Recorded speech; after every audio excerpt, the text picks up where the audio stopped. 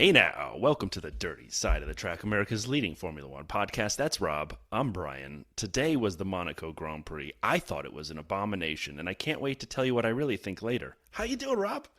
What I always like, and what I've noticed about you doing this podcast with you for these years now, is that when something is mentioned that has a real outside chance of making something be good, you, and I love you for it, you're all in. You I'm just an believe it optimist. all in, right? So when Yes. they did this two-stopper thing, Maybe you it'll were getting work. excited, maybe it'll work. I can't wait to see all this spread of strategies. And I'm like, don't think we will, and I'm not sure it's going to make it any better. So I think I went in just thinking, as long as Max isn't falling asleep on a pillow this time after last year's, surely we can't get any worse than last year.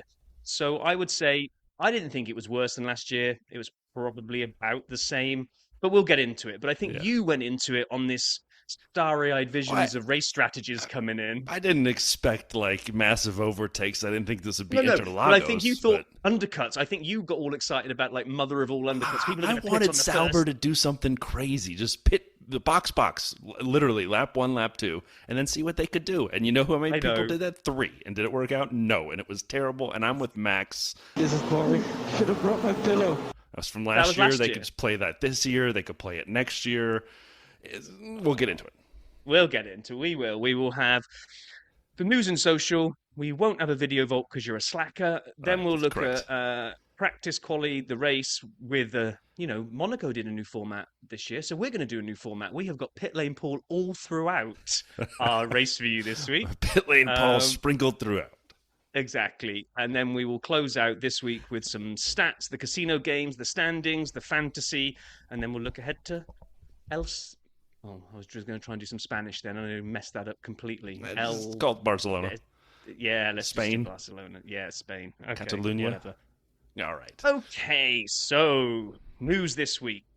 Again, we always find this in a triple header. There's never a huge amount to find out there. Right. But one thing that did drop this week was Formula One and Disney have announced an exciting new collaboration, which will see Mickey and friends in the high-speed world of F1 from 2026. Yeah, blah blah blah blah blah. It's not apparently just about a toy line or something. They say there's going to be a big Disney Formula One. Who knows? Maybe Disneyland will get like a Formula One zone or something, and we can all go race in virtual reality at Disneyland. But I don't know what this will mean, other than maybe some cars with Disney logos on them. I don't know. I guess we'll see. Was Cars Disney or Universal? Cars was Pixar owned. Disney bought Pixar, didn't they? I think so. Okay, good. I'm just making sure Yeah. that Lightning McQueen may show up somewhere along the way with Mickey. Oh, yeah, true. Yeah. True. The F1 movie premiered for the drivers, and we saw a picture. It was a great picture. They looked very bored before the movie started, and it was like a class picture. And we didn't see Max, and we didn't see Lance there, but everyone just noticed Max. I was one of the few people who noticed Lance wasn't there, and I assumed they were together at the concession stand doing what I do, which is you order one unlimited refill large popcorn, and then you get the drinks tray, pour the popcorn into the drinks tray, walk back up, fill it up again, please, and then you walk out with two full popcorns. So I'm assuming that's what Max and Lance were doing, but turns out not. It was quite funny. Terry from the Coffee Corner did a video on Instagram where he was like, "Yeah, all this outrage against Max, but no one really seemed to notice or care that Lance didn't turn up." I was like, "Poor Lance, poor Lance." Hey, when we But did our 12 constructor, who won? It was yes, Lambo, right? it's Lamborghini. Yep. And now, have Well, you seen Otmar is going to bring Lamborghini to F1? well, we don't know if it's Lamborghini, do Of we? course we do, because we announced it would be Lamborghini. That's correct. So after Miami, there was a meeting during Miami, the race previous, and then we talked about who would be the team. Who would be the team, and this obviously coming before Imola, but who would be the team that would be 12th? And Otmar Schaffnauer decided that he said, I'm putting together a team. I'm putting together the 12th team. He was on a podcast. He was in a meeting. He said, the finances are in place. What I can tell you is that the financiers are serious people, and they have the financial wherewithal to be able to fund a Formula One team. The Sounds like Lambo to me. It could be the car manufacturer that also wants to join in F1's place. So, I mean, it could be Lambo or, hear me out, Hyundai. On a Sunday. There you go. Look at you with your Hyundai. Yeah, maybe. We'll see. I mean, literally, we break news first, and then Yes. the rest of the, we said Lambo are coming to F1, and then Otmar got so impressed by that went, I'm going to make what the Dirty Side guys say a reality. So I'm sure he'll be on this podcast soon to tell us about it. He should. He's a friend of a friend, right? I mean, so he's like basically a friend of the pod. Basically. Yeah. 2 degrees of Kevin Bacon. So last one for the news. I found this is going to be really interesting, especially after events today, which I say we don't want to give any spoilers out. People probably know the result because they watched quali. But anyway, Monaco. Oh my God, that was boring. Sorry. Zach Brown says that equality must come before glory. He was being interviewed by planetf1.com, said the best way to win the constructors is to finish first and second in the drivers, and that's what we're trying to do. And then the way to let the drivers decide who's first and second is by treating them equally, fully, transparently.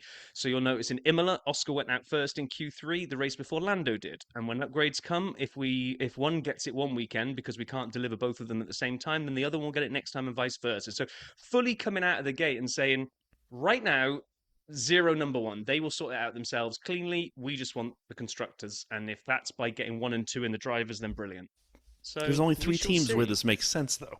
I mean, it's only Ferrari, Williams, and I would say McLaren where this makes any sense because you have 2 drivers who could be number 1. You're going to tell me, honestly, that you're staring at like Esteban and Ali and you aren't giving Esteban the upgrades first?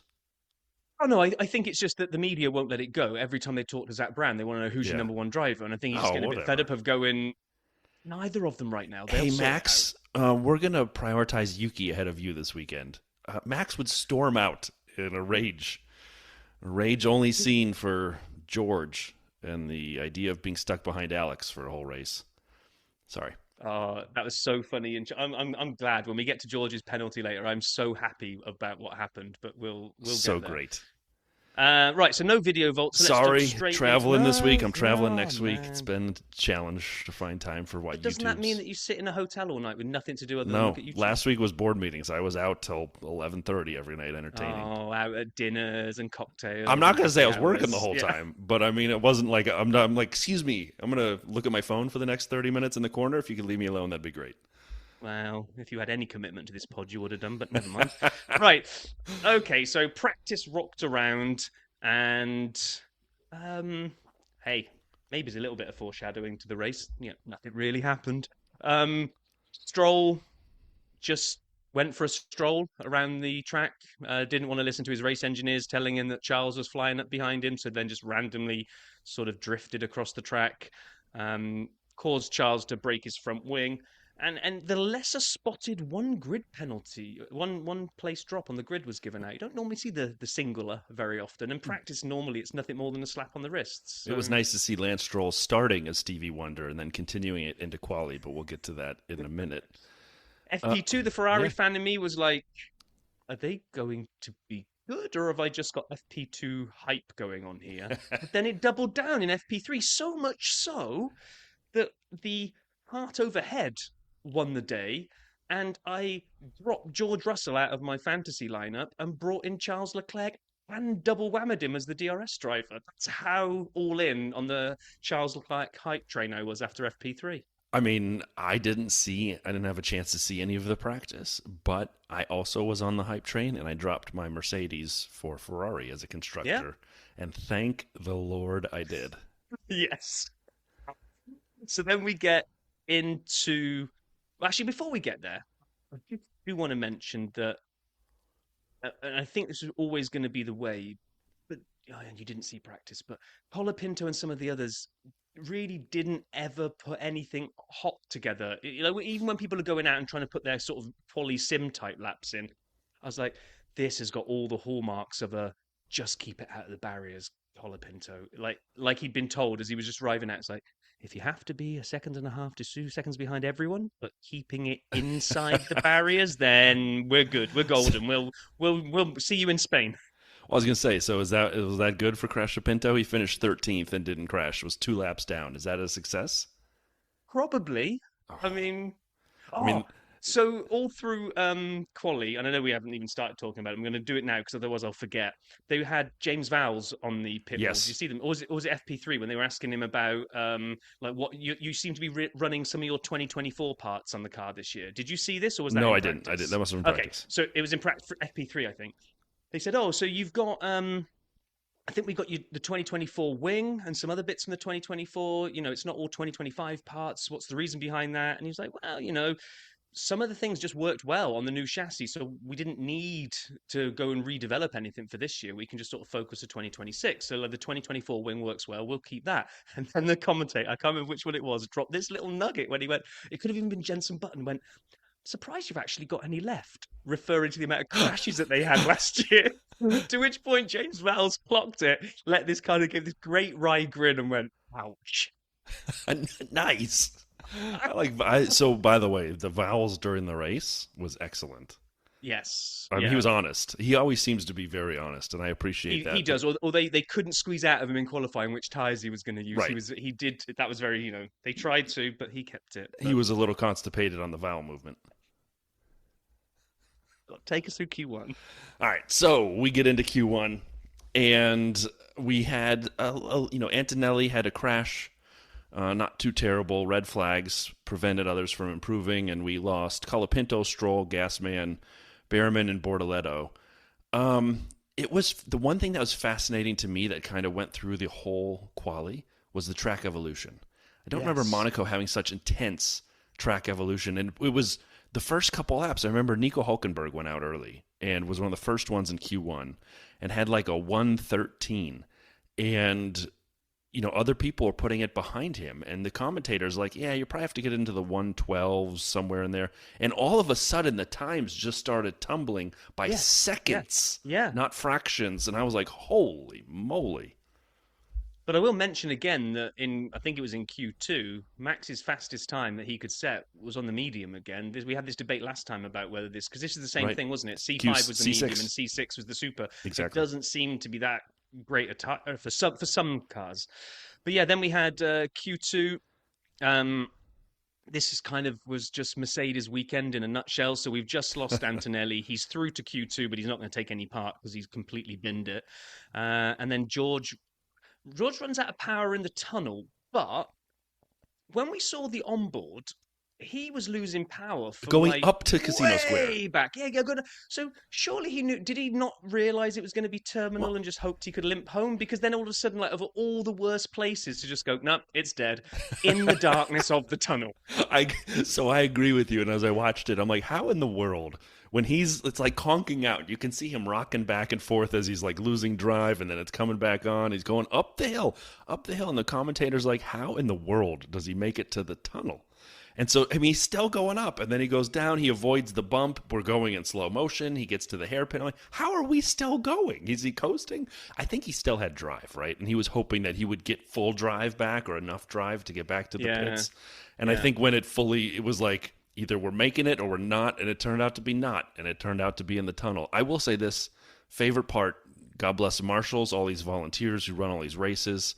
I liked the relay. They obviously talked about it. We have a post. We have a section of track. That's our section.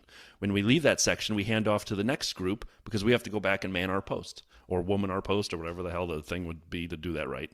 But so as we do this, we're going to hand it off. And the 4 people pushing the car gave it one last shove as they were running, and then turned around and ran. The next crew came on, and then they handed it off again. That tickled me for reasons I can't explain. Well, friend of the show, Mr. Coker, put an Instagram post out there about, this is just one of the best things I've seen, the Marshall Relay. And I sort of replied back from our pod account and said, Marshall Pushcar Relay, Olympic sport, must. That was good. But I think, was this the point when in Q2 when Lance obstructed someone? You kind of can't remember who it was. Coming out of the tunnel, Lance cut across somebody. In the tunnel. I can't remember who it was. Right once you came Jenson out, Button was going nuts. Yeah, Lance broke to the right into the racing line, and it was close enough. I can't remember who it was. And then was it Isaac? I don't know. Pierre? I don't know. And then the one that really got me was when Lewis was told by his engineer, Max on a hot lap behind you, and then he goes, Max is slowing down, and then Max was still on a hot lap. Lewis gets in the racing line. He's right in the middle of the racing line, too. I mean, he wasn't like, You could say he was just on the left. No, that's the part where Max has to cut in left. Max had to abandon his lap because Lewis was told he was slowing down. That's not a Lewis Hamilton error. That's a engineering or team, whomever watches the other drivers, who tells the engineers about it, error. And you could see Max and Lewis talking after quali, and it looked like Lewis was apologizing, like, yo, I didn't know you were on a hot lap. I was told you're on a slow lap. And it seemed like two bitter rivals who hated each other's guts in 21 kind of looked at each other now as a 4-time and 7-time champion, and he's like, I thought you were slowing down. I'm really sorry. And Max is like, cool, no worries. I figured you wouldn't do that on purpose. And they shook hands, and the world can heal after Abu Dhabi 21. Yes? I can only think that Ferrari engineer was just looking at the Max times on a real time, and Max was going into the hairpin or something, and he looked and went, oh, yeah, he's slowing down. Yes, it's called braking. Yes. Saint Devote. It was Saint Devote because they were up the hill. But anyway, so we lost Antonelli and Russell. Obviously, Antonelli didn't run. Russell conked out. Hulkenberg, Tsunoda, and Carlos Sainz. And then we went to Q3. Yeah, Q3. Q3 was two distinct parts, like it always is, but for some reason this time even more so. So we had the first runs. We had people going out. The McLarens had maybe turned up the engine mode in quali or something, because they suddenly started looking the quicker and the more sure bet, I felt, for pole, when I really not thought it all through FP1, 2, 3. I thought Charles had got this locked down. And all of a sudden in quali, McLaren started kind of up in the ante. And we had the first laps went out, and I was like, yeah, I think there's a McLaren-Charles shootout. I'm not sure Hamilton is going to quite put it there. And I don't see the pace in Max. Okay, fine.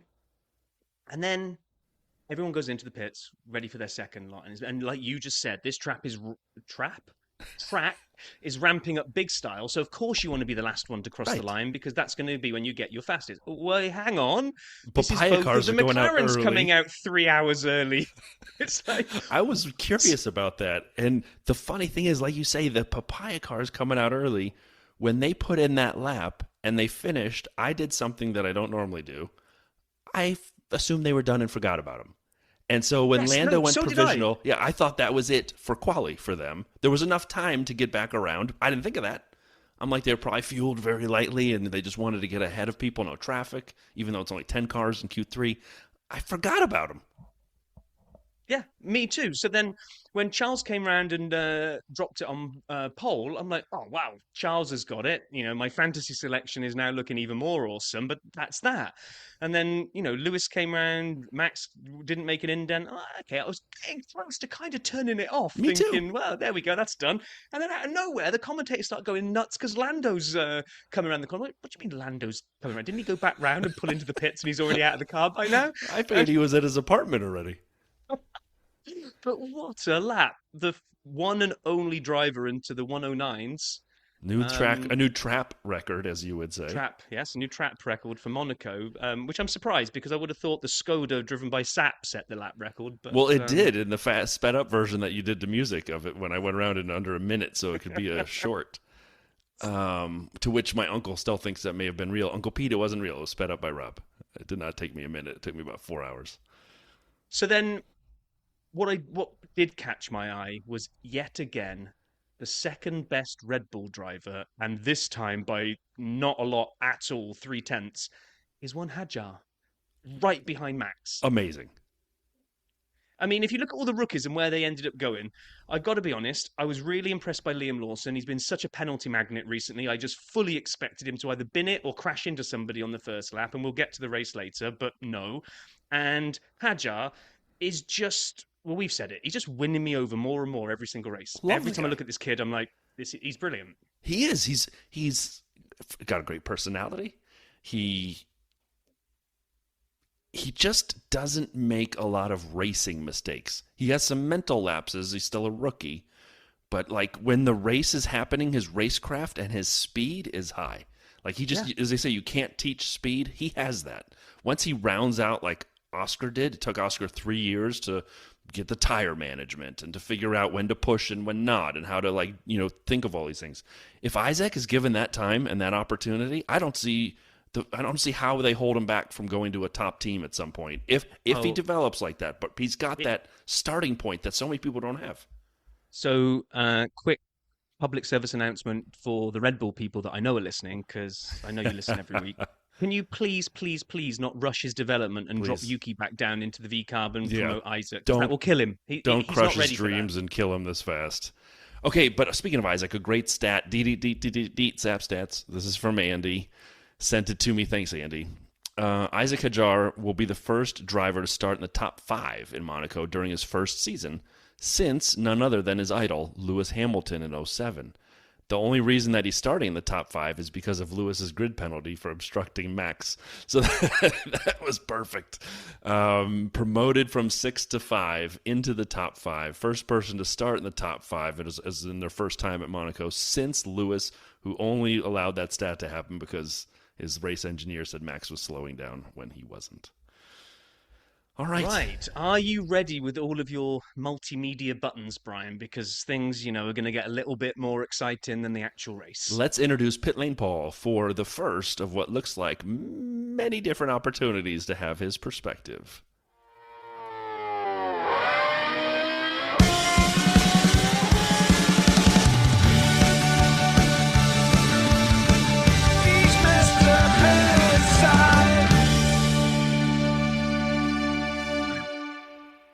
All right, Paul, thanks for sending these in. Let's start with the parade lap. Hello. Just watching from home, it's quite relaxing. You can sit here with a beer and enjoy it, unless you're in Jeddah. But apparently you can't get alcohol in Jeddah, not sure I've said.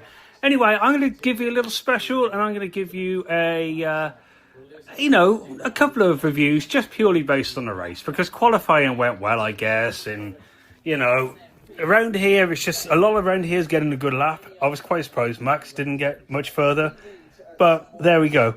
So anyway, we'll buckle in. I don't know what to expect. The 2-stop new pit stop rule is unusual, I guess, just based on the fact that I don't know how it's going to play out. Looking at the tyres that they're starting the race on, just so you know, they're currently in the tunnel on the formation lap.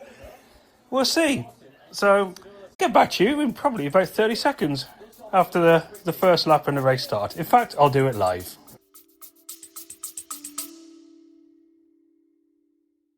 Are you interested in listening to sport news or the BJ Show podcast? It's just for you. We have international, we have Australian sport, we have Aussie AFL and other Aussie footy news. We have quizzes to have a bit of fun. So join BJ and Aiden with all the latest sport and all of the greatest sport in the world as well. So make sure you download today, and where you can find it, Spotify and Apple Podcasts.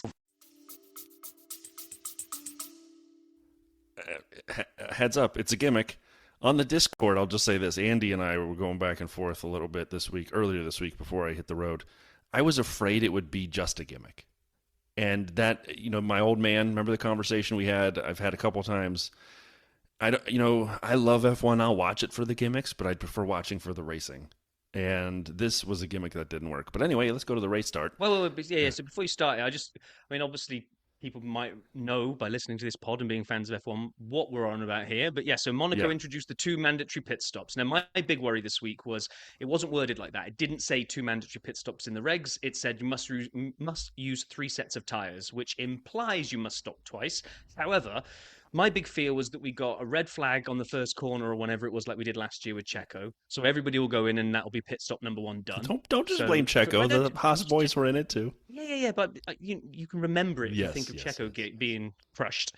And if we got another one pretty quickly after the restart or even a safety car, we would just be nerfed and be back to last year's debacle where they can just do a no-stop and run the whole race.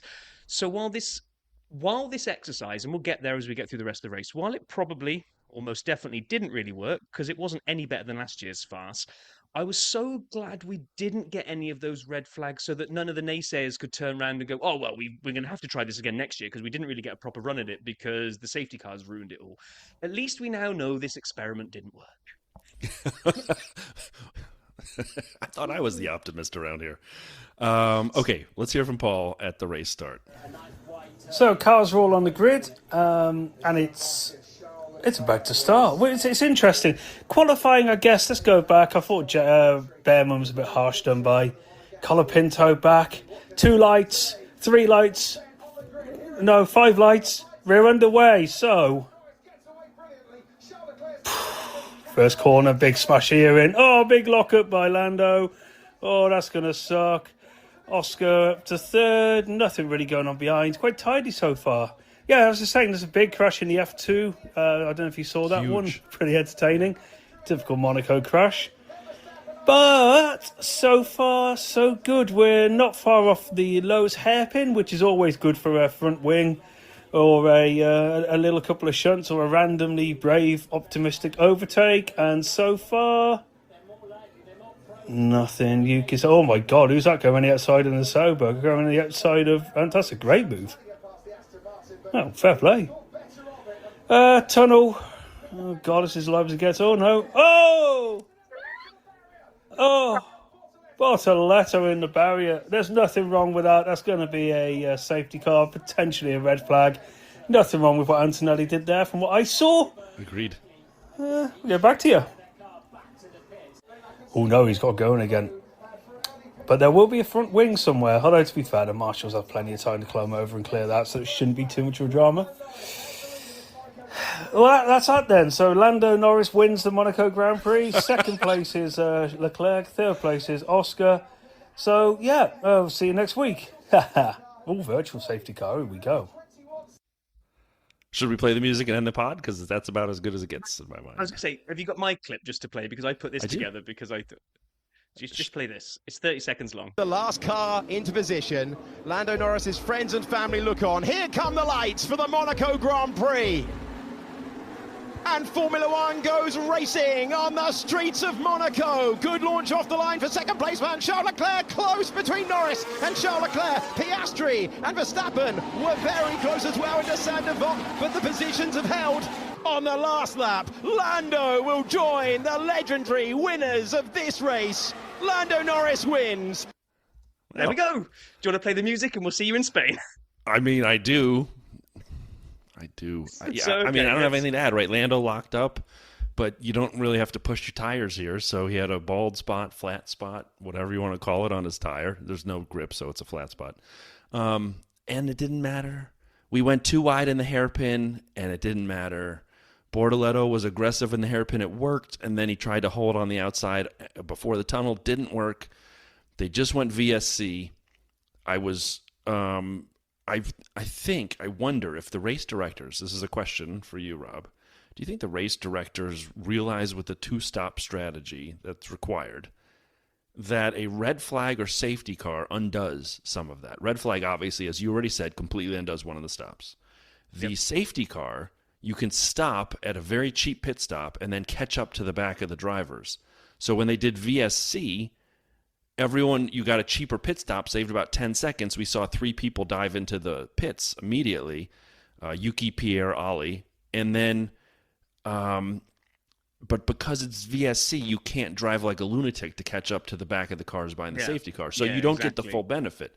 So do you think there was somewhere in the back of the race director's mind that said, let's avoid red flags as much as we can? And if it's safe, let's avoid full safety cars and do VSCs as we can. Because then we haven't undone people's races by allowing gambles from the Saubers to box early kind of thing. Yeah, I was thinking that because as soon as I saw the shots of Bortoletto nose deep into the wall, into the barriers, I'm like, well, this is almost a gimme safety car, and then maybe assess it for a red flag. But they did seem to hold on. I mean, okay, he got it going again, and off he went. So fair play. But yeah, I mean, I think in other races, once you see a car like that in the tire barriers, I think the instant reaction is full safety car. Safety car. Yeah. But yeah, okay. I mean, it worked out for them in a way. It did mean that, like I say, meant that we didn't get their new idea completely nerfed straight from the beginning. Yep. But so then, did you just going back to the lockup on corner one, because it is still the most exciting thing to talk about in the race? They said, is it 29 years since somebody in P2 has jumped P1 on the first corner in Monaco? I didn't know that it was 29 Charles was a little bit longer lockup from Lando away from getting it done, because Charles was almost there. I mean, he could see the lead of the Monaco Grand Prix, and I've got to say, fair play to Lando. We gave big kudos to Max for holding the lead a few races ago when he locked up. and didn't lose it. And we would have said that Lando, sometimes he makes mistakes and he hasn't got the racecraft or sometimes the under pressure management to be able to pull these things off. He could have easily snatched at something then when he was locking up into turn one, and he didn't. He and Charles pushed him up the hill to Casino Square. Did you see him? He got him almost on the inside, put his nose up there, and I'm like, no one's ever done an overtake there. And then it all settled down. By lap 6, Lando and Charles were pulling away. Somehow, Ollie Behrman, after his 9-minute pit stop on lap 1, was running 3.5 seconds faster than Lando. This was the only startling part of the race for me, was when Ollie came out in fresh air and was doing 3 to 3.5 seconds a lap faster than the leader because Lando's managing tires. And I'm like, oh my God. Like, this is how bad it is you got a fast Haas in the back, better than the McLaren, who also has fresh air because he's first. But anyway, then Pierre goes in the tunnel, locks his rear axle, hits the back of Yuki. His front wheel is attached by what looked like a lollipop string. I don't even know what that is, but if you had a string and tied it to a lollipop, it looked like that. And then he just keeps driving. And I'm like, bro, pull over. There's rules about this stuff. And have we seen a penalty for him? I have not yet. I haven't, no. I would have thought he would have been whatever flag it is. His car was disintegrating. There was debris, as you'd like to say, all over the place. He just kept going. Wings and stuff falling off. And Pierre's like, I can make it back. This is fine. No, it isn't. There's like Fernando's car died. He pulled over. Anyway. Yeah, I know. So that brings us up to lap 10, which would be the next check-in with the man, the myth, the legend, Pitlane Paul. Right, 10 laps in. That's not a great deal happened so far. I mean, as you'd expect, really. A few little quick pit stops due to the VSC. Gasly has just decided that, he really doesn't like Yuki and decided to drive into the back of him, which it's a strange one from this point, actually, because by rights, he should... Oh, Max is whinging about something. He should pull over and not sort of drag debris all around the track, but at the same time... I didn't even listen to this, but I agree. Where he is, there's not a million places to pull over. Did he do the right thing? Did he not do the right thing? It's a bit unsure. Green flag, track's clear, so they clear the debris. Oh, could have done with a safety car then. Spice things up, get some pit stops. Max is all over the back of Oscar. Oh, get ready for this one. So, a couple things. One, Max was all over the back of Oscar around the yellow flags. And as soon as they left, or sort of left, the area where the yellow flags had been, Max was all over him. And they talked about it in the cool-down room. So two things I want to highlight. One, the cool-down room gave us some actual insights. They saw Lando's lockup and they talked about it. And Charles and Oscar were both thought Lando would be in the barrier. They're like, I'm sure you'd be in the barrier. How'd you save it? They were both like, it was hilarious. Two, this whole race was buddy-on-buddy crime. Because Pierre just ran right into the back of Yuki. And then he's on the radio, he went to the right, and Yuki's like, what is he, blind? And they're going on and on. And we'll get to George and Alex. And George said afterwards, Alex is buying dinner. We'll get to that in a second. But this, after that report from Paul, this is where we started realizing teams are playing a game that is going to make this race, for me, worse than last year's farce of a race. And here's why. When you have two cars on the same team close, if you're on a normal race at Monaco, you still want to go fast. Sometimes you may slow down a little, and we saw Kevin Magnussen do it at Jeddah last year. We've seen Fernando Alonso do it at Monaco, where he was the front of the DRS train, choo-choo, and we laughed because he had 9 cars behind him. But I've never seen to the extent that Liam Lawson did here, and then the Williams cars did for each other, where you actually slow people down to the tune of like 2 to 3 seconds a lap behind you, so your teammate can drive off into the distance and within 5 laps or 10 laps have enough space to box and come back out ahead of you. And that happened routinely. And so at this point, they're like, oh, maybe Liam's doing this for Max. No, he was doing it for Isaac, and I loved it. At this point, Isaac had boxed, and I thought, this is great. By lap 20, he was on softs very briefly. He'd boxed for the second time. He's in 8th place, and no one in front of him has boxed more than once. And I'm thinking Isaac could be on the podium. Well, I got a little ahead of myself. Isaac could be on the podium. Yeah. I was a little crazy. But Lawson just kept holding people up. And racing is meant to go fast. Rob, when you whinge about tire management, I agree with you, but I can understand the strategy. What really pissed me off, in case you can't tell, is the fact that you had people purposely going slowly for entire race sections, 30 laps, to hold people up behind you so your teammate in front of you could pit, come back out, and then they'd swap, which the Williams did, and then it was my turn to go slow. What? At no point should the pinnacle of motorsport at one of its grand events highlight the team game, which is how slowly can you go to hold people up behind you. That's not the point of motor racing. No, that's why it was worse than last year for me. I didn't get different types of awfulness. Last year, everybody drove slow, not because they were trying to hold anybody up, because they just wanted to do a no stopper. So it was awful. And Max, you've already played it, did the pillow thing. This year it was awful for a different reason. And I don't know who it was. I should have written it down. I meant to send it to you midweek when someone almost forecast this. It might have been Nate Saunders saying that I hope that the two stopper doesn't become, depending on how quali goes and how close teammates are, we could really see some Kevin Magnussen backing up action here. And maybe that's the downside of this change that the rule makers didn't think of. The F1 teams are very clever. They work out what's best for a team. They don't care about the sport. They don't care about the spectacle. They care about getting the best result for the team. So the best thing to do for the team was exactly what these guys did. Why wouldn't you? And because you can do nothing about it now. You know when they introduced the delta time? Yes. Somewhere where you couldn't go slower than something in. Well, we've seen it in quali in a lot of races where you don't want to go so slow on an outlap or in lap or whatever. You can't impede effectively by doing that. But I don't know if that's still a rule, because we haven't really seen it crop its head up this year. But in previous years we've seen it where teams have actually been penalised for you did not maintain you had to get to the safety car line by X amount of time, otherwise you were deemed to be going too slowly. If they're going to try another round of the gimmick next year at Monaco, which they might have to, this might just be the first attempt at trying to make the race a bit more spicy. They might want to look at this year's and introduce some kind of, if you are going X amount below the race pace, because there will be a consistent view of what is considered race pace, right? We can see with our eyes that people are almost driving in reverse today at some points. Albon. Then you get a stop go. Yeah. That'll stop them. Well, anyway, what won't stop him is Paul's opinion. So let's hear what Paul had to say about lap 22. Right. Where are we? Some pit stops happening. I think, we're 22 laps in. I think Racing Bulls I think that's quite a cool little strategy they're doing here, because if there's a safety car, let's suggest there's a safety car.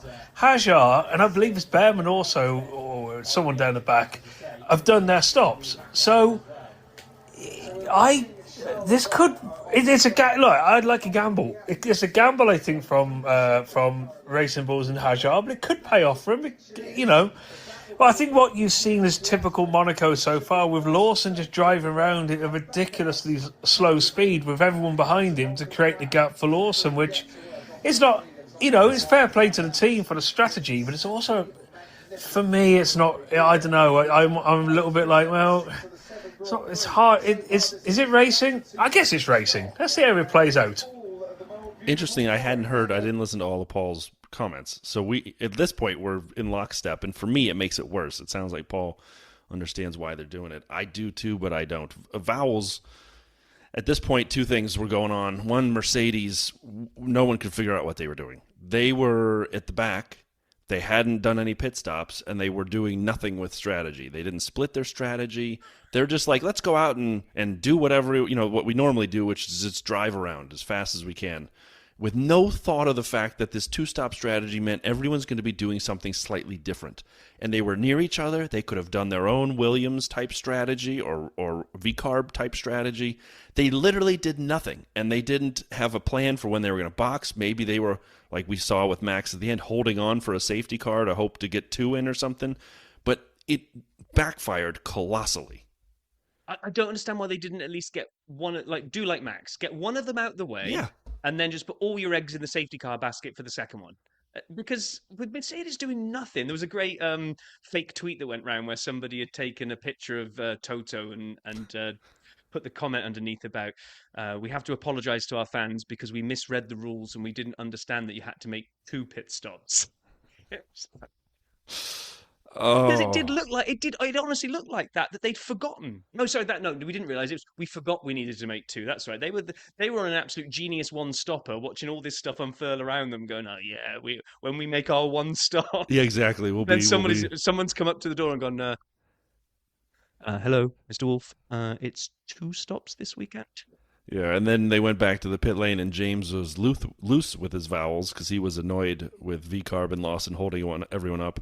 What he didn't tell us was that Carlos had been doing the same, we just hadn't seen it, and that he was going to pull a blinder and then flip the cars to then have Alex do the same in a way that would actually just smear poo on this dog turd of a race for me. I didn't like it, in case you can't tell. The highlight for me was a pit stop graphic, and on the left it said 0 stops, in the middle it said 1 stop, and on the right it said 2 stops, and they listed the drivers in order of position on the grid, or we know where they were going along that, and I'm like, oh, all right, that's different. Paul again. Okay, lap 36. I don't know if I'm in love with this at the moment. I mean, like, it's hard to really figure out. Well, it's not hard to figure out what's going on, but I'm not sure I like some of the team battles that are happening. I get it, and I get them. You know, at the end of the day, you got to do the best for your team. It's by no means a criticism, but I mean,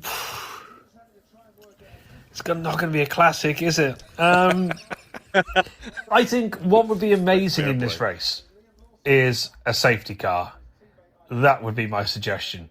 Not suggestion for actually to have a safety car, but I think then that sort of shakes things up a little bit because, like I said, I think Hajar's in a really good position. So, like, the team game is going to work, but let's see. I don't know if I like this. I'm not sure. I don't like it at all, obviously, in case that hasn't been patently obvious since the beginning of the recording button being pressed, but I liked what V-Carb did. I don't like what they had to do to slow everyone up, but I like they did it fast. Like they said, we're doing this, and we're going to have Isaac out there in 16 or 20 laps, all done. 2 stops done, near the top. We prioritized the first of the 2 drivers, and then they were ready for anything. They were ready for other pit stops. They went for it. You know, they had an aggressive strategy, and they did it. I hated it, but it was at least made sense to me. The rest of the teams who just lollygagged around, drove me nuts. Were they all tethered together by lollipop strings? Alonso, his car was held together with a lollipop string, went, and then he had to pull over. And he did a great Fernando Alonso. At Rascas, he just made a left, and he pulled all the way out, and then they actually opened a door, and he went right through that, and he was in a Fonvier, and he went home, and we never saw from him again. But we didn't give flags for that. You know, maybe what we need, if a safety car would have spiced this up, take the gimmick and run with it all the way. Here's what I suggest. 2-stop strategy, but what you do is you have a mandatory safety car, and you don't know when it is, and a fan randomly draws out of the hopper for the lap at which a safety car happens. No, we put our roulette table to good use. We up the number from 20 to 78 for the lap it's going to happen on, and the dirty side is live at Monaco. They have to invite us along. We get prime seats at casino or something. Yes. And at some point, maybe it's a fan vote, they will get to spin the wheel, or maybe the only other way is to introduce a sprinkler system where there's a fan-voted rain shower at some point during the race as well. Or both. Hear me out. We take a Formula One champion of years past and put him in the car for 1 lap at one random point of the race, and you have to avoid Nigel Mansell going 40 miles an hour. My God! This was in a Skoda driving the wrong way around Monaco. Which, by the way, just for the record, I was still faster than Albon for the second half of the race. This is the bit that made me. He did, but this is the bit that, and he hated it, but he still told his drivers to do it. So while he hated it, of course, kind of he said we do what's best for the team. Yeah. He's exactly. like, I don't like this. But George, I hate to say he got his comeuppance, but he did by trying to be Mr. look at me, look how clever I am, look at what I'm doing, and saying it over the radio, he almost invited them to give him a different penalty. So George cut the corner to take Alex. And I thought, do you know what? Don't give that back. If Alex carries on playing these games, you probably build a 10-second lead to Alex anyway. So in 3 laps. Part of me at this point, part of me was thinking, yeah, good on you. I thought, but what happens if everybody starts doing that? If it's like an Independence Day when they take the first alien ship down and said, get on the phone and tell everybody else how to bring them down. Are we going to get everybody coming through that chicane and just taking the 10 seconds? But then George ruins it. Just as he goes from hero to zero, where he says basically something along the lines of, I'll just take the penalty. He's driving so erratically. Basically saying, screw you. I'm not going to give the place back. I'm going to take the penalty. Look how clever I am because I can get 10 seconds up the road. So the race directors basically went, will you indeed? What if we make that a drive-through instead, Malado? I mean, I just thought he invited an extra penalty by being so smug about getting what he'd just done. He did, but I forgot about the idea of discretion from the penalty aspect, because if you remember, I think I once espoused this season for somewhere like China where it's kind of open that someone at like, say, 10th position just goes off track, cuts like 9 people, and then take a 10-second penalty later when you've saved all those spots. Yeah, I'm happy the race directors did that because George said it. You're right. He opened the door up. I did that on purpose. You can stop talking at that point. Doesn't matter what you say afterwards. You've already ruined it. If you'd said, I had to take evasive action because of the hard braking, and I'm a little nervous of the way he's driving, or something like, or just don't say anything. Anything like that, right? Yeah. Anything like that. And then you wouldn't have given the position back, and I think they might have only 10-second penalty him at that point if he hadn't. But to basically sort of show off about it, I'm so clever, I think I've just found the loophole in all of these rules, and I'll be 10 seconds down the road before you know it. But can I tell you one thing that no one seemed to notice? A few laps later, George served the penalty. He drove through and came out and was still ahead of Alex. They didn't talk about that on the commentary. It worked for him. I mean, he had to do a drive-through, but he was still in front of Alex after that. To be honest, he didn't know it at the time, but Alex, that just shows you how slow Alex was going at that point. Exactly. Allowed that much. And that is why I hated this race. You have people driving that slowly. People I like Alex, I like Carlos. They really ruined this race to watch, in addition to Liam and everyone else who did these types of things. And you know who let's get Paul's perspective. Maybe he's more excited about this than I am. Hey, lap 57. I mean, not. I'm not loving this, to be honest. Williams are now playing this game, and I know the commentators are just saying that he's driving a little bit erratically. George is saying he's driving erratically. I think he is. I'm not a massive fan of this. But you understand it from, again, I'm going to reiterate this point. You understand this from a team point of view.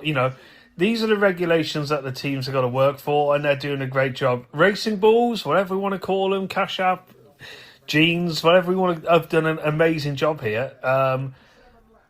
I'm intrigued. I really am. Is this good or isn't it good? We got a bit more time, but not good. I don't know. It needs something. This line of cars is just draining. Not good. So at this point, Max is just hanging out to see if a safety car comes, and the Brundle, Crofty trio of whomever was their producer, the 3 of them were like, yeah, you know what? If he doesn't take his last pit stop, it's only a 30-second penalty, and he's 50 seconds ahead of Lewis in 5th, so he'd still be 4th. Or Lewis in 4th, I guess, so he'd push him back. Anyway, point is, there's no harm, no foul. And then as we're sitting here, someone comes out and says, hold on, you actually get disqualified if you don't use your 3 tires during the race, so you don't get your second stop. So then we knew Max was going to be boxing very close to the end, which he did. Yeah. I imagine, again, you're a new fan, and you tune in on Memorial Day weekend here in the States, and you're like, oh, this is great. I can watch, I don't really watch a lot of F1, but IndyCar's on later. I can check out both. And you watched this farce. I mean, you wouldn't come back because it wasn't about the racing. It was some arcane, asinine, ridiculous rule they put in, and that was people just managing against that because the track is so bad for overtakes. I may not watch next year's Monaco. I'll watch quali, and then on the Sunday of the race, I'll just sit here quietly and cheer you on as America's leading Formula One podcast, according to my mom, who will also be silent that week. I just can't believe that. What's just amusing to me is almost the sense of like shock in your voice. It's like Yes. it was never going to be anything but this. I know, but they tried to fix it and made it somehow worse.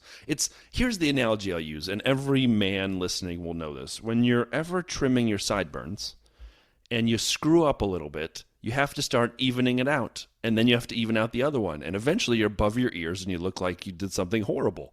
That's what this was. They just like, well, we messed up one of them. This race isn't working right. Let's fix it. Let's even it up. Let's go a little higher on this. Oh, we got to do higher on the other one. And the next thing you know, you're bald. That's what this was. You were fixing a sideburn and ended up bald. No, it isn't. No, it isn't. And this is why you maybe shouldn't watch next year's race, because this year was just the left-hand sideburn being a little bit too high. God. They've done this experiment. It didn't work. They've gone too high. So they're going to try and correct it next year. Oh, God. And then we'll find out if they go higher on that sideburn or whether they actually get it even. Rando safety car at lap. Who knows? Alex and Carlos swapped back. They're both in the points. Anyway, I don't know. Should we hear from Paul get towards the end here and then both of his maybe in succession? Yeah. Do that. Oh, you got 5 laps left to endure. I can say endure. I think this has been pretty average. To be absolutely honest with you, Max is, like we said, holding it out, seeing what's happening. It's just typical Monaco. You got the drivers, you got Charles now all over the back of Lando, but he just ain't going to get past him. It's just, I don't know what they can do with this race. I want to keep it on the calendar because I think it's, it's a classic, and I don't want to see classic races go, but something surely has got to be done to make this more. So they've tried something with this tyre thing, and I think you can't knock people for trying.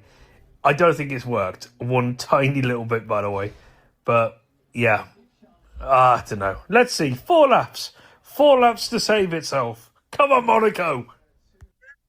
Spoiler alert, didn't happen. Well, that's that. 78 laps of 78, basically, car show laps, if you want to call that. I love the idea of the 2-stop. I think it's always good to try something. Look, if you didn't try anything, would it have been better? Would it have been worse? Who would actually know? But I think, in all honesty, it was good to try something. Let's be absolutely fair. Did it work? Hell no. I think it. The little inter-team battles, Williams, Racing Bulls, excellent from them to do what they've done, and I think that should be applauded, not criticised. But it sort of killed the race in every way it could possibly kill a race. So, congratulations for trying something, but on the whole, I mean, it just wasn't, was it? And as I always say, you have to judge a race by where people finish from where they qualified. And I don't think it was hugely different. It wasn't hugely different. It's probably silly, but I don't know. Lewis and Isaac. For me, it could have been so much more. That's racing. It's Monaco. It's always special. It always tries. Fair play. And we move on to Spain next week for a circuit where everyone goes testing at. Everyone knows where they are. Everyone knows all about the track. So expect that one to be as frustratingly boring. But now it's over to the Premier League in the soccer. Sorry, I didn't really need to be, make those sort of tones. Anyway, enjoy the rest of your days and your week. And I will also. Ciao, Bella. Oh, man. So, Paul's right. You look at the differences, and I did some rudimentary analysis before this. I think the only thing that changed from the starting grid, if you remove Fernando's car that didn't finish the race, Lewis and Isaac flipped spots. Other than that, the top 10 status quo. Yes, I now, the more I listen to this, the more I'm more believing in the genius of my idea, which is that we keep the 2-stopper like this for next year. Okay. However, we introduce the Delta lap where we look at some kind of whatever people are doing out there. Like we look at the qualy lap or the FP lap. So we do some sort of banker lap that says this is the considered race pace for the lap. And if you are way under that, to stop this backing up driving slowly, you get a warning flag on the first time, And if you don't speed up, you then get, listen to this, the blue flag, where you have to let the car behind you come through. Now that would stop all of these shenanigans, because no one can do the backing up piece, right? This race would have been, everybody was nailing it and trying to drive quick because they needed to be fast to try to play the undercut and all that stuff you were getting excited about the two-stopper. This could have had a really good impact on Monaco.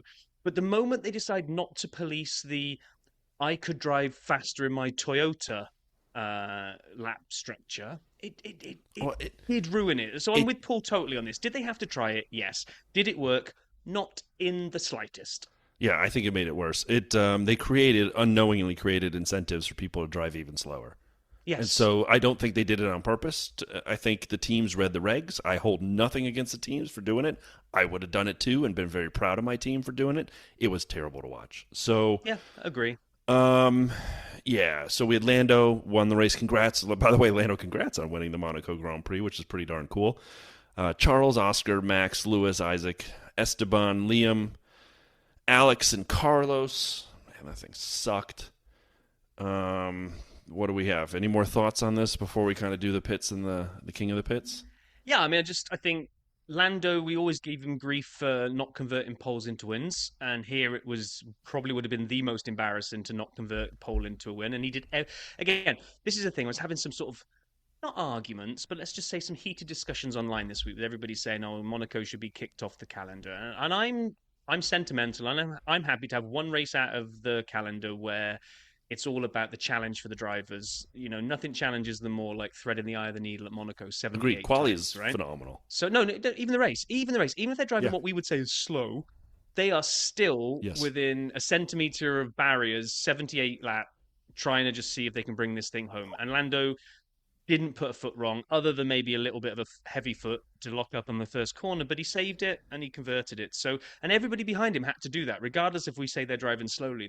I don't think any of us could drive that slowly around Monaco in a Formula One car. Oh, definitely not. I mean, again, whatever it is, do a Le Mans style start, or make them like the Top Gear, make them chug a 2 liter of soda before they get in the car, and then they have to do a bio break partway through. Something. I appreciate the try. I do. It didn't work. Don't do this one again, at least not like this. But let's talk about the king of the pits. You're the king of the pit.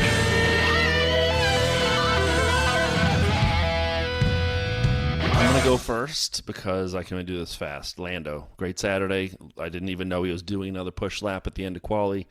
It was brilliant. First time anyone's ever been under 70 seconds around Monaco in this particular layout. Good on you, Lando. You won the race because of it. Congratulations. Rob, who do you got? Yeah, Lando. I was torn.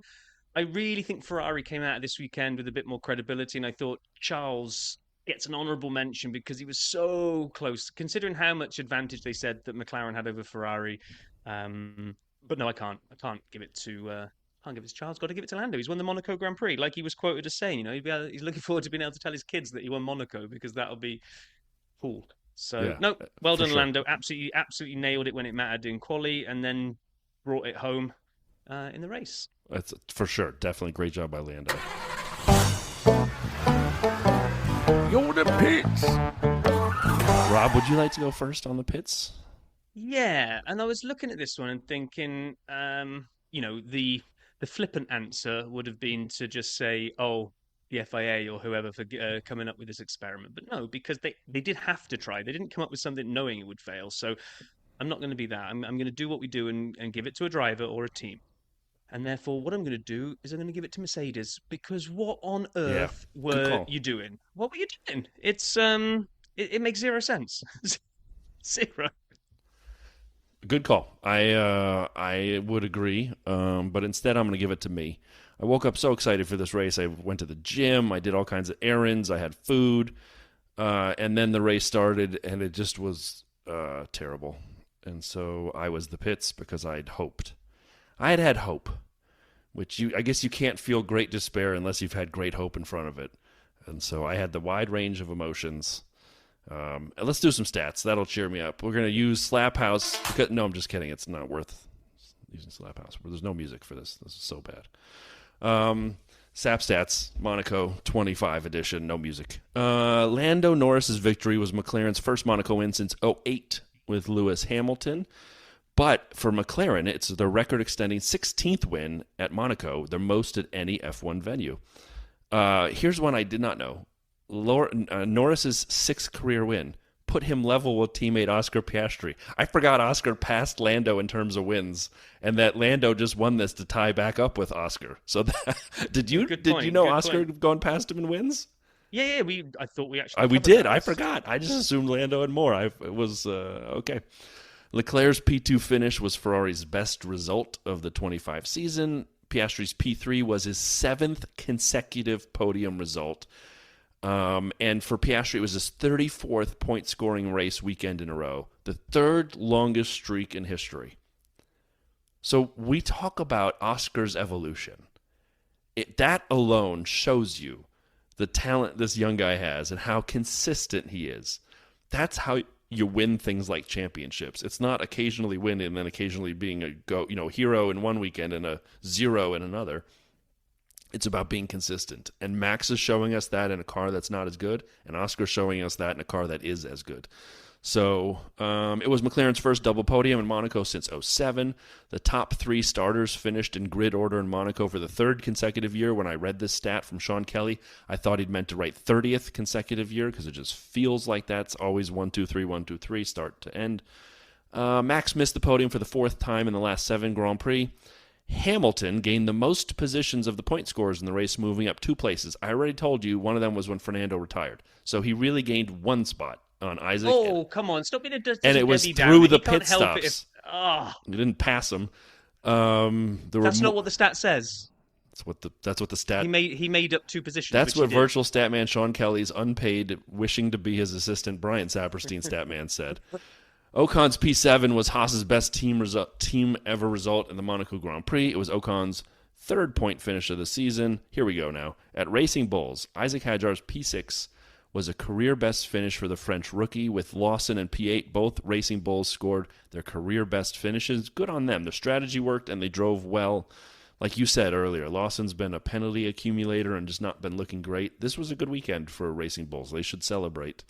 It was also the first double points finish for that team in Monaco since 19. Here's a couple stats on Williams, one of which surprised me.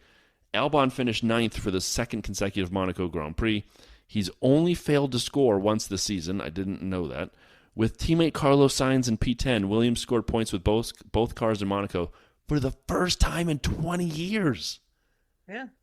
Dang. They've been awful for a very long time. I know, but 20 years just feels... I go back 05. Okay, makes sense, and you see some of the people, but both... Anyway. And the last thing is Fernando Alonso remains pointless after 8 races. Pointless. The worst start to a season in 10 years. I know. I had him as coming home 10th this week as well. That was my prediction, but anyway. Right. Actually, talking about predictions before I get onto the casino game results, let's just round out the podium. In our midweek podium predictions, I went for Oscar, Lando, Charles, which means I got all 3 right, just got none of them on the right step of the podium. And you had Max to win. I did? Yeah. You had Max to win, Lando 2nd, Oscar 3rd. So you also, well, you didn't get 3, you got 2, but nobody in the right order either. So, well, at least I got Lando in front of Oscar. I did see that one coming. I put Max to win. How late at night did I record those? I don't know. You'd probably just were thinking too much about Imola and just went, oh yeah, well Max is back. He's going to win everything now. That sounds about right. Right. Sounds okay. About right. So casino games. We spun the wheel and we had to predict 9th in. Yeah, which was Alex, as you just said. And I went for Yuki, you went for Carlos, so nobody. 3-card poker. But wait. Right. Carlos finished 10th. I mean, you can't get any closer. I did write on here, so close for you. 3-card poker. I had Max, Oscar, Lando. None of those finished next to each other. They all had a car in between them, so I messed that one up completely. So could you win the hand by getting anybody? Yes, you nailed all 3, I think. Charles, George, Lewis. Not in the right order. Oh, no, not George. Oh, you got not 2. George. George is 11th. Oh, well, maybe nobody won there then. I just had a complete... Why did I read that as being right? I don't think either of us got any cards in the right order. However, So I'll update that one, that nobody won that hand, because Charles wasn't next to Lewis and George was miles away. So, yeah, I'm just putting that as a nope. Sorry, Brian. Yeah, it's okay. I don't know. That's a nope. But blackjack. I went for Alex and Kimi. Aye. So I scored 2 points with Alex because Mercedes sucked, which meant all you had to do was score more than 2. Your first driver selected was George. Well, no points whatsoever. So Lewis saved you. So maybe fittingly for such an awful race, an awful score of 10 wins the blackjack hand. Wins the blackjack hand. Yeah, so you won blackjack there. Neither so one well of done. us went bust, but you had a whopping 2 and I had a 10. That's how bad our hands were at this terrible race. Terrible. Oh man. So from a driver standings, Lando has narrowed the gap now. I mean, things are getting tight at the top, and I do wonder if they're going to start putting third place adrift soon. So we've got Oscar 161 to Lando 158. Max didn't have a great weekend, so he's down in 136. It's only 22 behind. Exactly, it's only 22. But after how many, 6, 7 races, whatever we are, do feel this is the pattern. Is it 8? Yeah. Yeah, it could be. So I do think this is the pattern starting to emerge, is that yes, Max might win 2 and 8 or whatever he's done so far. It's 2 and 8. He's won 2 out of 8, right? That sounds right. But I think when he doesn't have the good weeks, he's going to have more of these where he's a bit further back. Whereas where McLaren don't, if Lando or Oscar don't win, they're second and third. Exactly. So I think they're going to accumulate. I don't see Max right now breaking that trend. I You think can't win the championship this early, but you can lose it, and Max is making sure he's not losing it. He's staying in touch. 100%. So I agree with you. I staying agree in with you. touch. If this trend continues, he And won't we're have 8 enough. in now. We've got a Yeah, good sample a third of of the different way in. types of tracks, and so Max has got his work cut out with him to keep on the coattails of these two. The only saving grace for him is they'll probably both trade wins, which means if either Oscar or Lando started to dominate and win every single race, I don't give Max a hope. But while those two trade wins, then Max can keep doing what he's doing and stay in amongst it. But it's just those 3. No one else. I'm calling it now, a third of the way in. No one else has come into the party on this. Not a chance, because I think we could have said that like 2 or 3 races ago. we probably could, but I just think there's nothing coming from beyond third in any way, shape, or form. I would like to point out a couple other driver standings, because then it goes Russell, Leclerc, Hamilton, Antonelli. Albon's 8th with 42 points. He's only 6 behind Antonelli. That's tremendous for a Williams team that has been in the single-digit points at times throughout the last few years. And then Isaac is 10th place with 15 points. Now, I recognize how far back that is, but he's got Ocon in his sights at 20, 5 points ahead, the spot number 9. So, man, a couple rookies in the top 10 of the driver standings partway through. Antonelli 7th, Isaac Hadjar 10th. I don't think we would have necessarily predicted that when the season started. Maybe Antonelli, but I think there were a lot of people saying that Red Bull could put someone up there, and they thought it would be Lawson. And I don't think anyone had the Racing Bulls this high up. So just, that's awesome for Isaac. I may need to get some merch, wear it around proudly. Which means in the constructors, I'm not going to say paint the constructors title papaya already. We said this last week. It's done. Eight races in, 319, more than double second spot of Mercedes on 147. Red Bull 143, Ferrari 142. Now this is the thing. Hence why I put my little PSA earlier on about please don't promote Isaac. Red Bull is going to start getting twitchy at this point, because Ferrari's starting slowly but surely to kind of get some momentum, and they're getting nothing from Yuki. So this is now Max versus 2 Ferraris. This could get interesting there, because you've got Ferrari probably looking at wanting to get spot number 2. They're only 5 behind Mercedes. So I think there's going to be an interesting battle for second here. I agree. But last week we talked about this, and I think you wrote off Ferrari as taking. This was a fan of you saying, "Don't tell me they have a chance at the second." And I said, "I think it's a 3-team battle for second," and I think I was right. But I know you don't want to admit that because you're a fan. You don't want to get your hopes up that Ferrari will be. It's difficult to get too much hope, especially when they haven't shown much. And it's Monaco, which means that it's almost today's pace. Charles and Lewis finished really well, but that's not indicative of almost any other track left to race on this year. So yeah, exactly. We'll see. All right, let's talk fantasy. Wait, one second. Yeah, One second. Would say though, Williams again, double points. They are about to go into witness protection in 5th spot very, very soon. Yes. because nobody behind. I know, Ocon did well for Haas today, and RB are on their way, but they're still magnitudes of points back. Because when you're fighting for those 6, 7, 8, 9, 10s, you're not getting the big chunks of points. You're only ever taking 1 or 2 out of the person above you. So I think Williams are almost getting close to being locked into 5th. I think so too.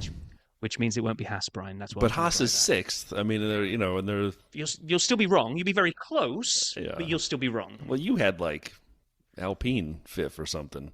No, or I Aston had. Martin. I'd have to go back. I know it wasn't Williams, so I can't crow about anything. For sure. So in fantasy this week, a lot of people played the Limitless, which I did not see coming, and I was a little surprised when I saw so many people playing it. We actually had at least 10 people play it in the league. First, playing it with double Lando, which obviously worked, is Timmy Schlutz with Naomi Watts' I can't say that next word. And he laughs. Tim listens, and then he sends me notes. I just wanted to make you say Naomi Watts. Well, you did. Good job, Tim. Finished first. Then we had a tie for second, which takes us all the way through the next 10, the top 10. Yank the Mic, Michael. Box 1, Patrick. We had Bartek with Besiaki. Sorry, Bartek. Andrea with L Plan 1. Rob, Fantasy Rob, Formula Fantasy Hub. We had Niku with Kimi Hakkinen. Pato with Papaya Rules. Asir with Sangaucho, and Dayan with the Kurdish boy, Dayan, all in the top 10. So good on you all for a race this week. If we look at total, let's do the top 3. Andrea L Plan 1 in first place in the league. Patrick Box 1 in second place. And FantasyTools.com with F1 Fantasy Tools in third. Rob, you are catching me. Are you ahead of me now in the league? I'm 23. No. I beat you by. Well, if these were the final points, where did I come this week? I had 196. What did you score this week? I don't remember, but I'm 23rd in the league overall, and you are. I'm still scrolling. You're 30th. Yeah, but that's coming down. What 90 points. I'm 90 points ahead, give or take. Under 100. That's that is good for me. Have you used any chips yet, or? I used the Limitless, yeah. Oh, I haven't used a chip yet. I know. But I used Limitless and it worked really, really well, which means you're under pressure. You use it and you screw it, then it's Advantage Veil again. I'll end up using Limitless and I'll have like all negatives. That's what I mean, yeah. I mean, just because you haven't used it, yes, you still have it in the back, but there's nothing to say you will use it on a week where it will go your way. Exactly. So. I thought that was a brave call by a lot of people that used Limitless. Me too. Purely because, Lando's lockup today goes a little bit sideways and he collects all those cars around him. The top 4 would have been in everyone's Limitless team. You could have easily had like that F2 repeat and had the front 4 wiped out completely. Yeah. And that's down the drain. But fortune favours the brave, as they say. So, right, are we ready to put a bow around that steaming turd of a race and look ahead? Please. Okay, right. So, Spanish Grand Prix next week. Is this... I don't know when Madrid comes on the calendar. Is this the last year at Barcelona? I think I may have this wrong, but I'm fairly confident next year Madrid is on. But I think Barcelona is on as well for one last year, and then I think it rolls off. And their contract was through 26.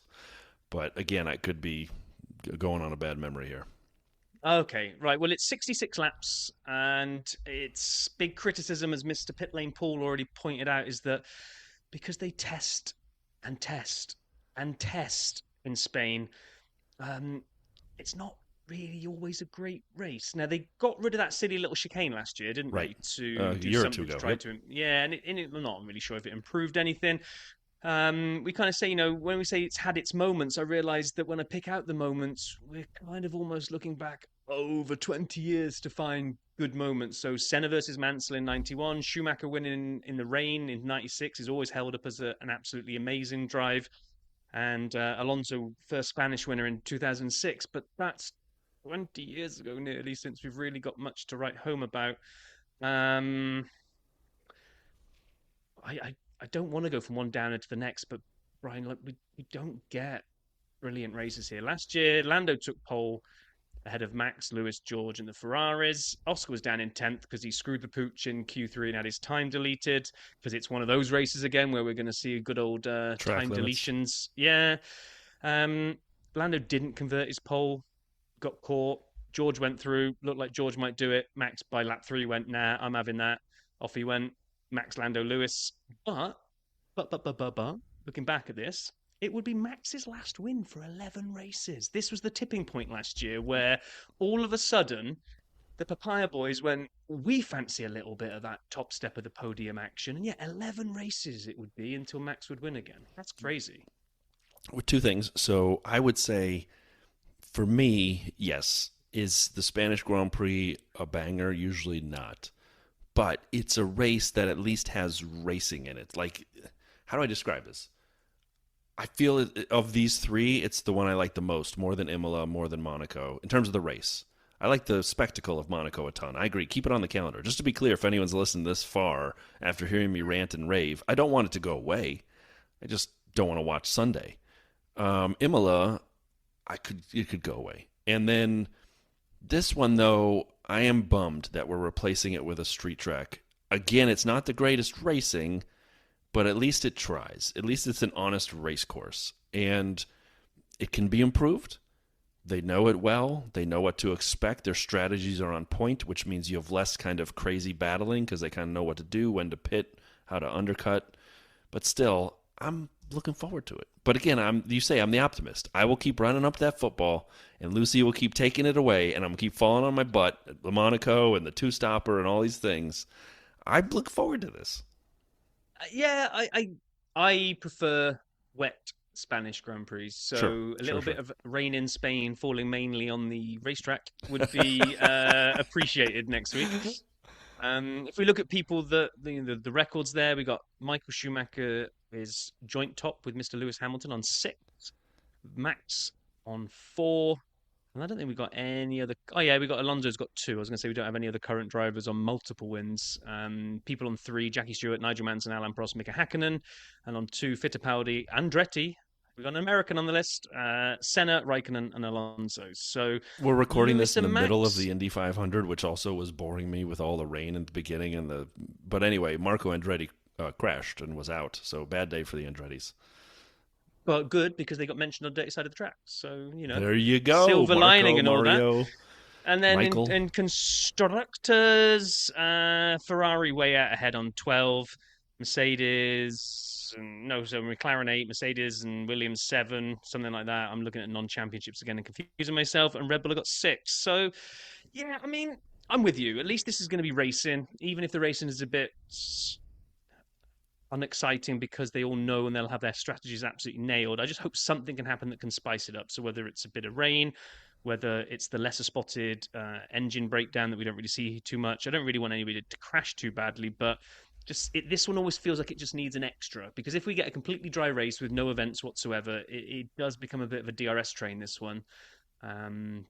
DRS they keep playing with. In theory, turn 1 is an absolute great place to do some overtaking if DRS would drop people into the zone at the right point. But this one is, I think, it's the one that never. It's either too powerful and they're all just glide pasts before turn 1. I can't remember.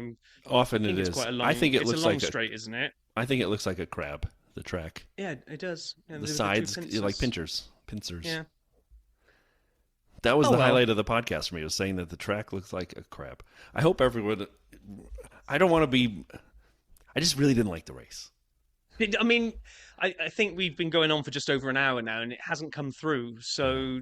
Good. I hit that well. Mentioned it. Hit it well, really baby. You really hit it, yeah. Nailed it. But, right, we can't finish on a complete downer, so I think we should, one last time, say congratulations, Lando, because adding Monaco to a list of Grand Prix victories is something every single driver on the grid wants to have against their name, and he's done it, and it's not a very long list of folks. So agreed. Let's just say well done, Lando, and then you take us home and play out the music, and then we can all forget this Monaco Grand Prix ever happened. Well done, Lando. I'm going to play the music. And we can all forget this Grand Prix ever happened. Is that what you told me to say? Everyone, be well, be safe. We'll talk to you in 1 week's time after the Spanish Grand Prix. And it's got to be better than that crap show we watched today.